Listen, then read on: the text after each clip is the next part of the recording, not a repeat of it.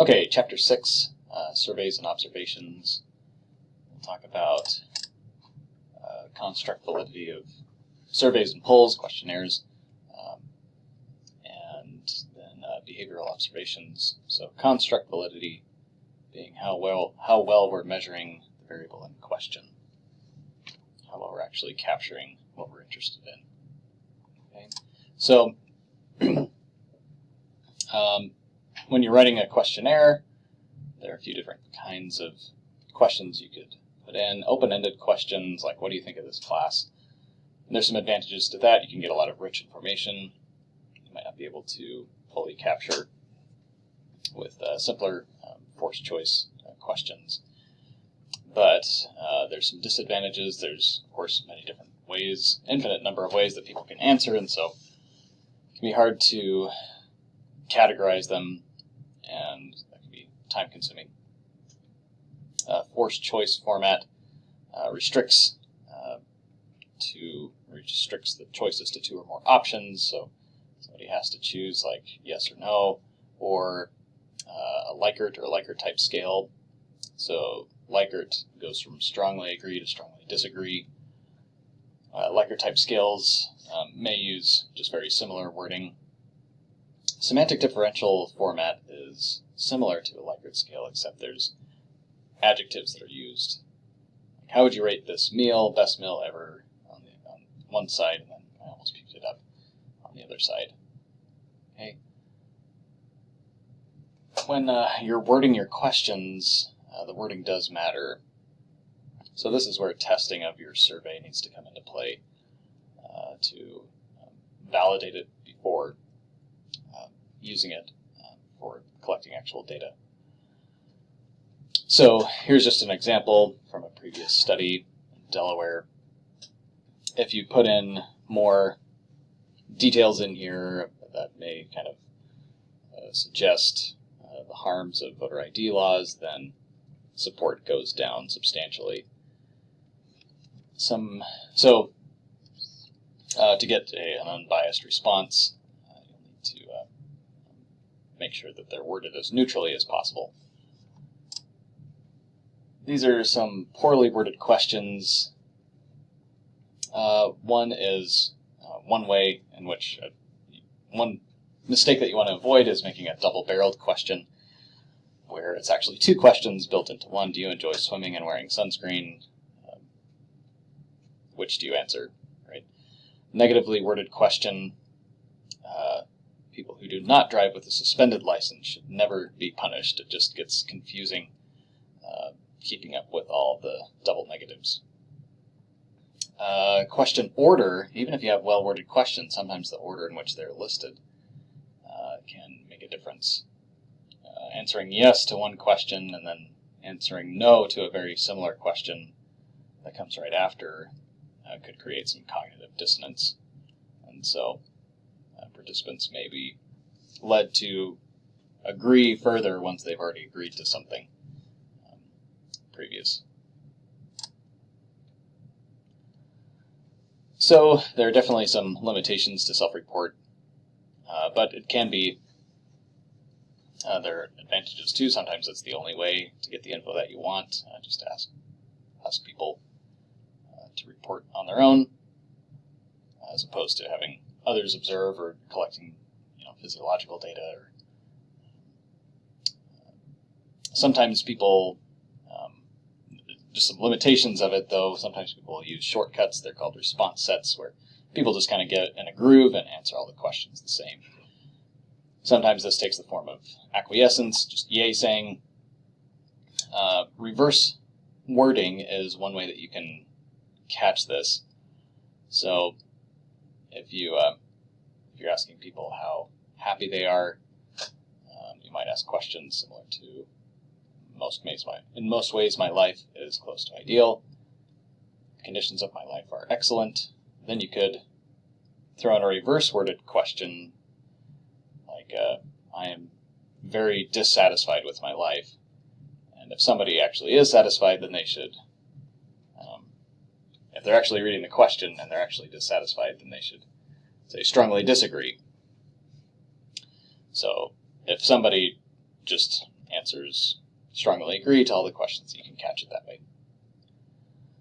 Sometimes people get into a fence-sitting mode, and they just answer I don't know or neutral to everything, and so you can just take away the neutral option. Just do a 1, 2, 3, 4 instead of 1, 2, 3, 4, 5, and remove that option in the middle. Sometimes people do try to look better than they are, and usually they try to look better. So some ways that you can catch this, and the purpose of these traps is to kind of weed out, omit participants' data if needed, if you can catch participants who are obviously not answering the questions well. Put in some trap questions that basically everyone should disagree with, and that can help you catch mindless responders.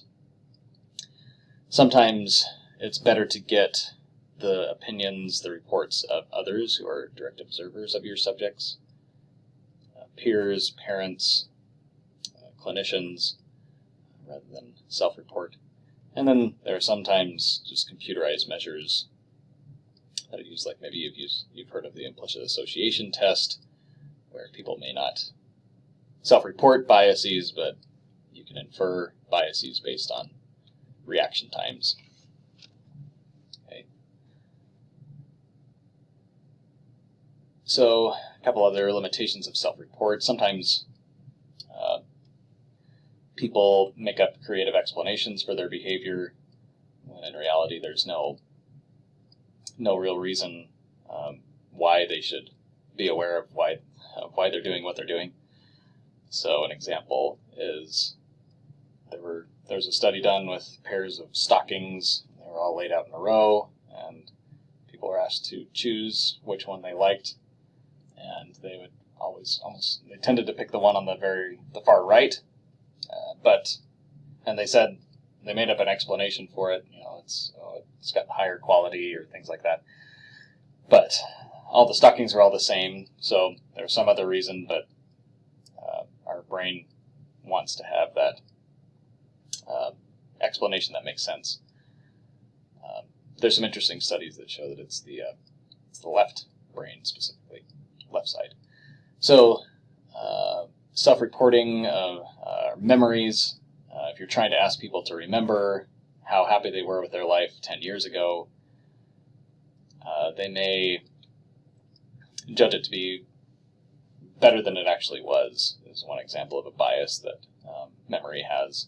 Maybe you remember the 7 deadly sins of memory from Sec 1010. So memories are constructed, they're not recorded, and memory is not going to be perfect. Consumer product ratings that you come across. Sometimes the prestige of a product may lead people to rate the product higher, even though the quality may not actually match up with that. Okay, so observational research. This is watching people basically in different ways, and it doesn't necessarily have to be watching them visually. Here's an example where people just wore a microphone, and the number of words that people said in a day was recorded, and men and women were compared.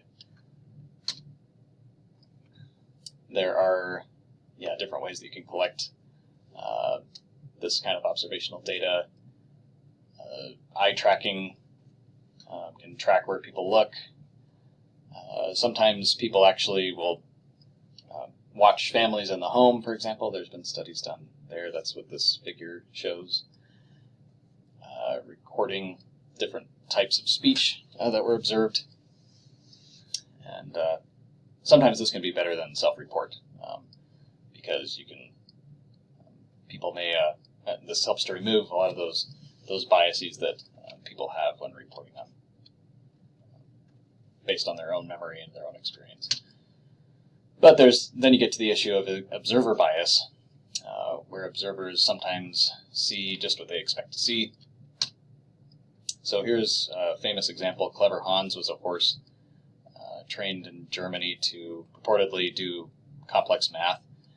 However, and fooled a lot of people, but turns out he was just really good at picking up on nonverbal cues that people would kind of step back in amazement when an equation was solved, and So, yeah, sometimes we